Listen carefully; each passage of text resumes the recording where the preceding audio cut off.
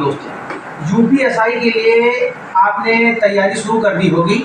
आज की इस वीडियो में हम लोग जानेंगे कि हिंदी में किस टॉपिक से कितने प्रश्न आते हैं और किस टॉपिक पर कितना हमको ध्यान देने की आवश्यकता है। तो सबसे पहले जान लीजिए कि प्रीवियस ईयर जो भी पेपर हुआ उसमें किस टॉपिक से कितने नंबर ऑफ क्वेश्चन पूछे गए।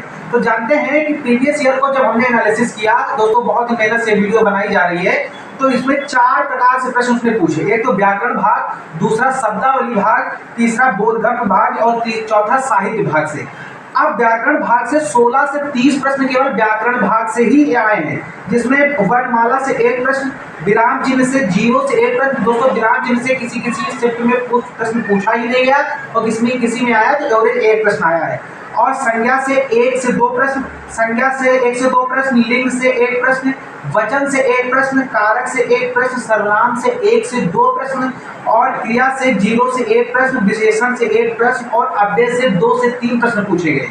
वही अगर बात करें संधि से भी 1 से 2 प्रश्न पूछे गए, समास से 2 से 3 प्रश्न पूछे गए, रस से 1 से 2 प्रश्न पूछे गए, छंद से 1 से 2 प्रश्न पूछे गए, अलंकार से 2 से 3 प्रश्न पूछे गए। यानी कि अलंकार पर विशेष ध्यान देने की आवश्यकता है दोस्तों। वहीं वाक्य शुद्धिकरण में किसी शिफ्ट में आया और किसी शिफ्ट में नहीं आया, तो एक क्वेश्चन इससे भी पूछा जा रहा है। वाक्य शुद्धि से भी 1 क्वेश्चन पूछा जा रहा है, वाक्य से 1 प्रश्न पूछा जा रहा है और पद से किसी शिफ्ट में आ रहे क्वेश्चन और किसी शिफ्ट में नहीं आ रहे हैं।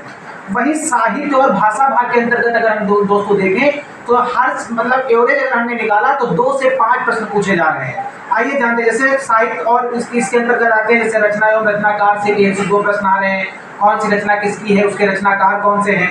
पुरस्कार और सम्मान से किसी में 1 प्रश्न आ रहा है और किसी शिफ्ट में 1 भी प्रश्न नहीं देखने को मिल रहे हैं। पत्र पत्रिकाओं से भी किसी में प्रश्न देखने को मिल रहे हैं और किसी में बिल्कुल ही देखने को नहीं मिल रहे हैं। दोस्तों भाषा एवं बोली में हिंदी भाषा के विकास के अंतर्गत 1 प्रश्न आया है किसी शिफ्ट में और किसी शिफ्ट में भी इसमें भी नहीं आया है। दोस्तों अब हम चलते हैं शब्दावली भाग की ओर।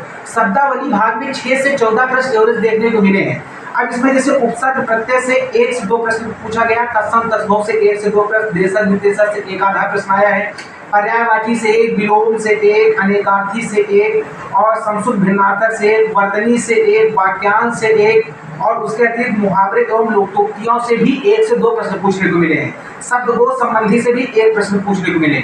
अब दोस्तों हम आपको ले चलते हैं बोधगम्य भाग की ओर।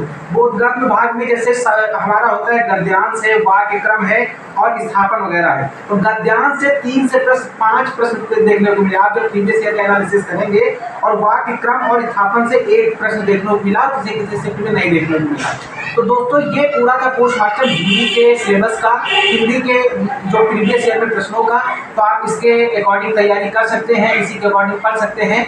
आपको हिंदी के लिए कौन सी बुक सबसे बेस्ट रहेगी, इसकी चैनल पे डिटेल स्ट्रेटजी वीडियो आपको दी जा चुकी है, तो आप देख लीजिएगा। मिलते हैं किसी नए सेशन के साथ में, तब तक लेते हैं अलविदा। जय हिंद।